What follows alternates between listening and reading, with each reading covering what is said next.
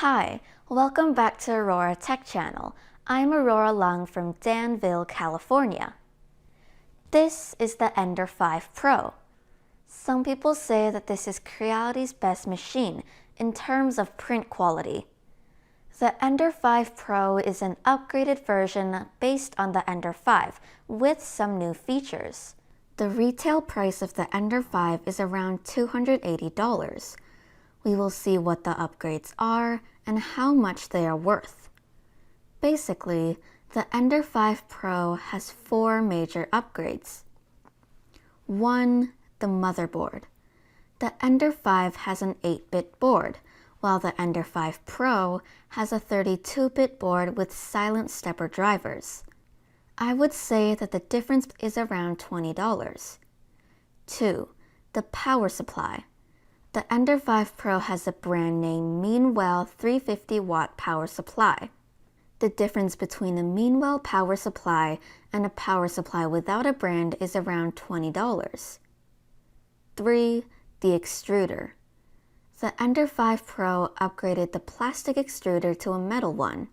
I would say this is worth around $10. 4. The PTFE tube. The Bowden tube has also been upgraded to a Capricorn Bowden PTFE tube. This should be around $10. Besides these upgrades, the Pro also fixed some issues that were in the Ender-5. The 2 most significant fixes are that thermal runaway protection is now enabled, and the bed won't drop down to the bottom anymore when you turn the power off.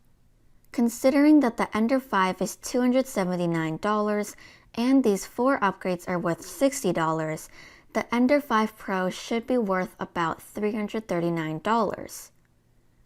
The retail price of this printer is around $380, which is $100 more than the Ender-5. Personally, I don't think that's a very appealing deal. I continued to keep watch on the printer and ended up buying it at $342. Now, the price is pretty close to my estimate of the actual value. Okay, let's open up the box and see what's inside.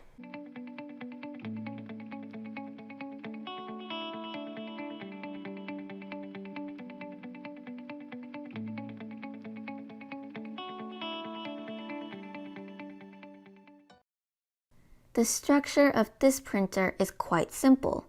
We have the top, which has the X and Y axis, the Z axis frame, which contains a stepper motor, a lead screw, and 2 linear motion rods. We will attach the print bed to this Z axis frame to move the bed up and down. These 4 2040 aluminum extrusions connect the top and the base. We also have a classic LCD screen and an extruder, which is already mounted on a stepper motor. Inside this box, we have a filament holder, some screws, tools, and spare parts. Let's put this together.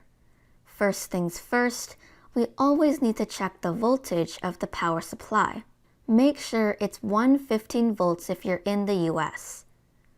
Then, we can connect these 4 aluminum extrusions to the base.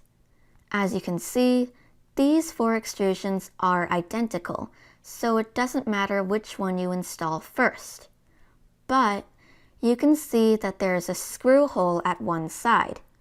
This screw hole is used to connect the top, so we need to make sure the side with the hole is up for all 4 extrusions. Take out the largest screw bag. We will use 8 of these M5 by 25mm screws to fix the extrusions, 2 for each.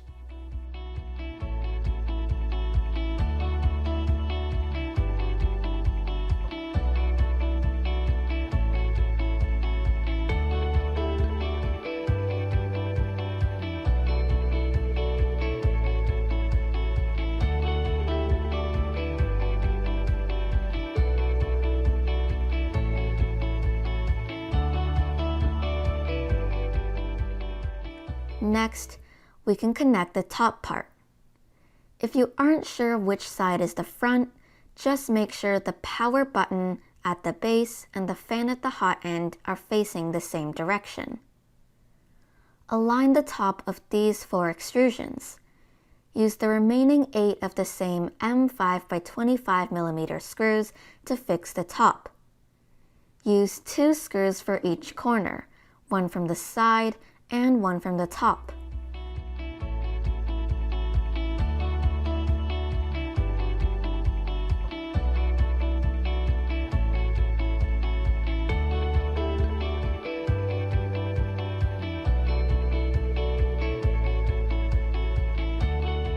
Now the box frame is ready. We can connect the Z-axis frame. Put the Z-axis frame at the back, 2 screws for the top,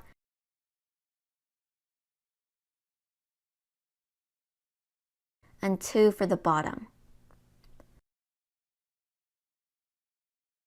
Then we will connect the print bed to the Z-axis.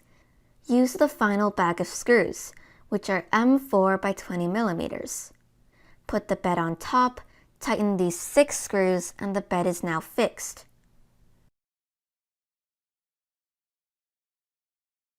We're almost done.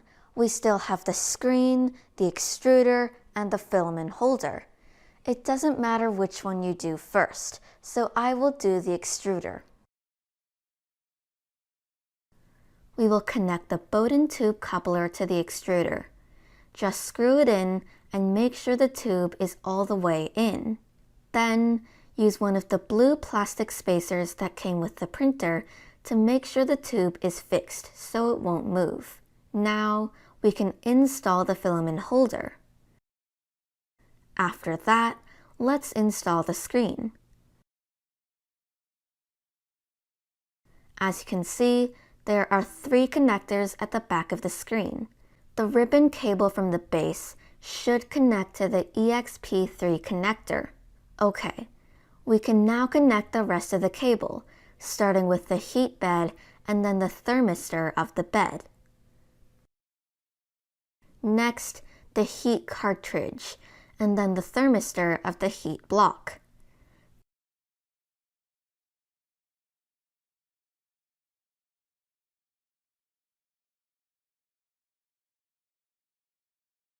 These 2 are the fan cables. There are 2 sets of fans inside the hot end. The black and red wire is the heatsink cooling fan, which is always on. The blue and yellow cable is the part cooling fan, which can be controlled from the menu and the G-code file.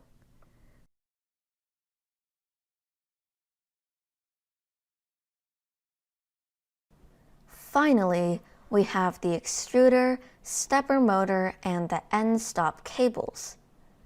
The shortest one is for the extruder. I will connect it first. There are 2 cables for each axis. The X stepper, the X end stop, the Y stepper, the Y end stop, and finally the Z stepper and the Z end stop. Now we can connect the power and turn it on.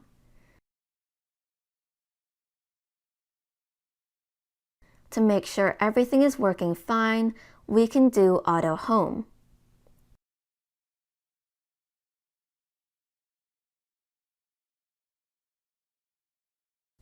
Next, we want to preheat the printer, as we want to do manual bed leveling at the printing temperature. Select Preheat PLA. Wait for the nozzle temperature to reach 205 Celsius and for the bed to reach 70 Celsius. Then, we can disable the stepper motors and level our bed. And we can move the print head to all 4 corners and the center.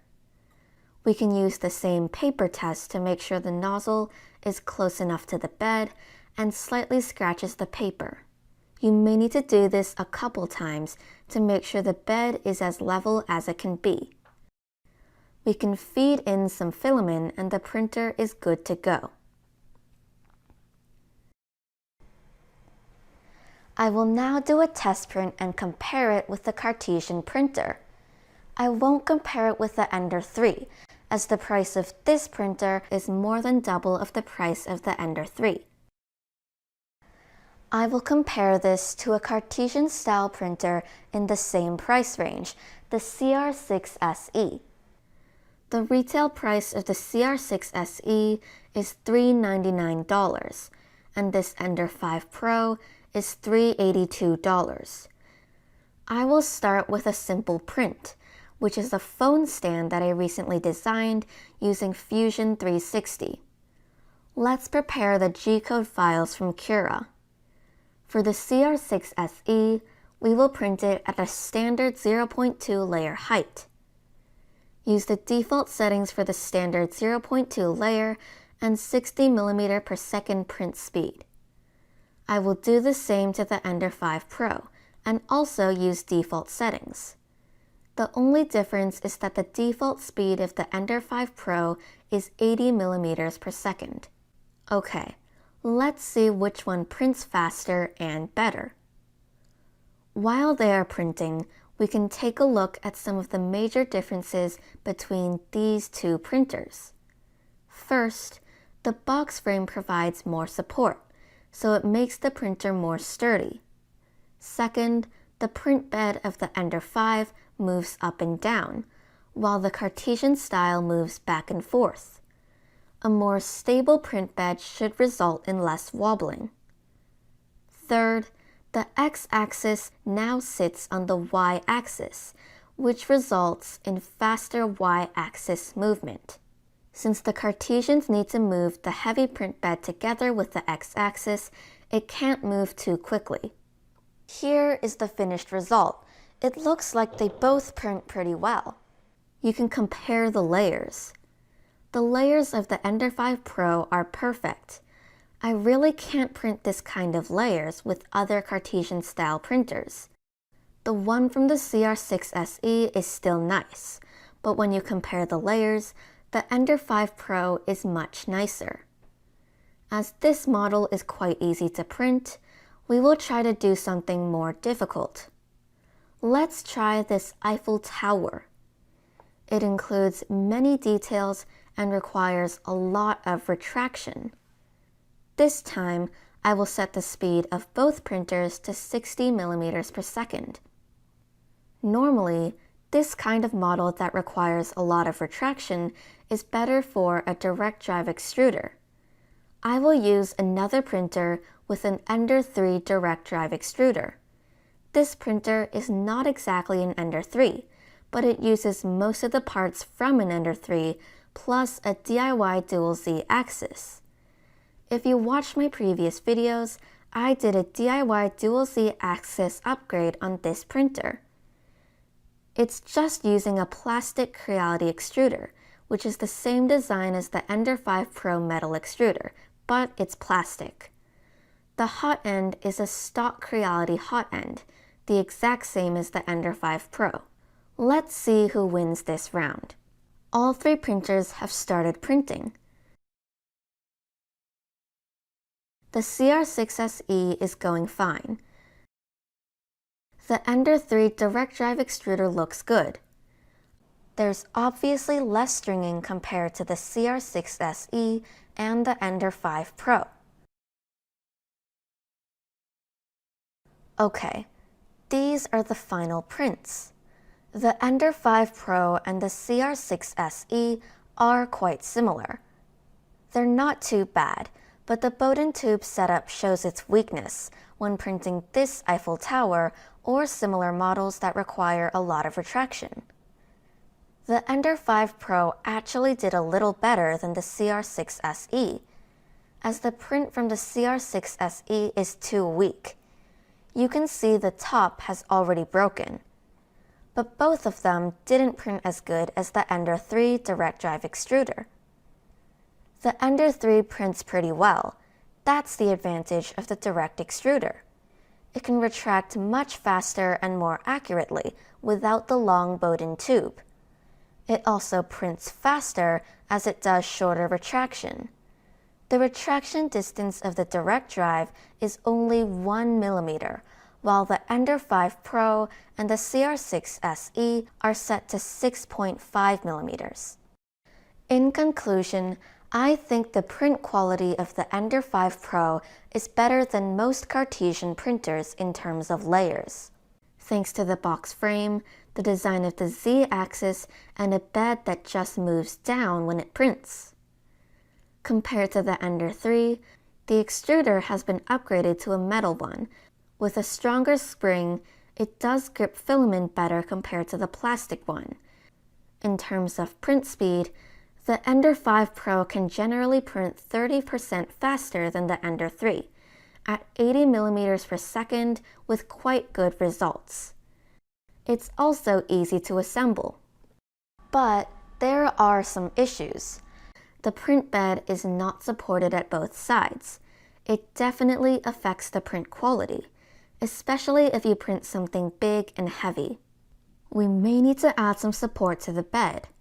This may improve it a little bit, but I would like to see another set of Z-axes at the front to support the whole bed. This printer is not cheap. The retail price is exactly $200 more than the Ender-3. I would be very happy to pay the full price of $380 if it came with another set of Z-axes. Another thing I don't really understand is why this printer didn't come with a filament runout sensor. I consider this to be one of the must-haves for every printer, especially for one at this price. It only costs a few dollars, so I wish there could have been a filament sensor on this printer. The cable management could also be a bit better. As you can see, the X and Y limit switches are not covered, so there may be a chance that the cable can get in the way, and this may cause some problems. I'm going to add a few upgrades to the Ender-5 Pro.